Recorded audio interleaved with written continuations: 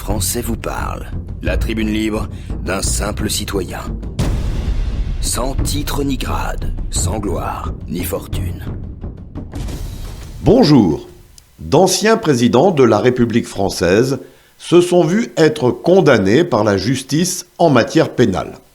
L'exemple le plus récent étant celui de M. Nicolas Sarkozy, que l'on a même conduit jusqu'en prison par la mise en application d'une mesure d'exécution provisoire ordonnée par les juges, qui empêche ainsi la suspension de la peine prononcée dans l'attente de la décision de la Cour d'appel quand elle est saisie.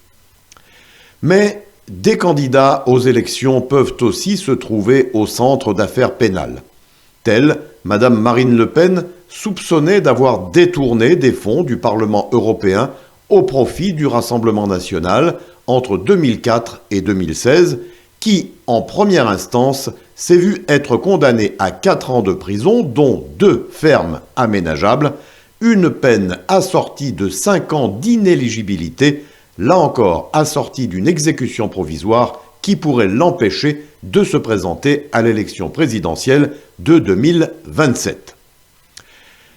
Quel drôle de pays que la France, qui voit ses anciens présidents de la République, ses anciens ministres parfois, et désormais même ses candidats à la fonction suprême, pouvoir être condamnés de la sorte.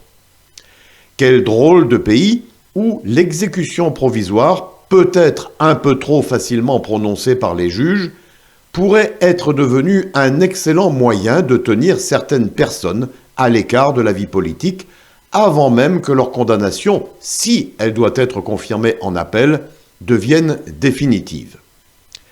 Le vrai pouvoir ne serait-il pas passé dans les mains des juges, pourtant censés être indépendants?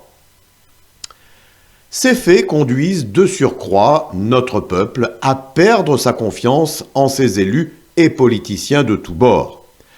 Allons-nous finir par croire que tous nos personnages politiques, anciens élus ou simples candidats, sont corrompus, ne même plus savoir pour qui voter, ne plus voter par dégoût de la politique et faire ainsi exploser le taux de l'abstention, ou, finalement, devoir nous contenter par dépit, nous, électrices et électeurs, de voter pour des candidats en ayant perdu toutes nos illusions sur leur possible intégrité.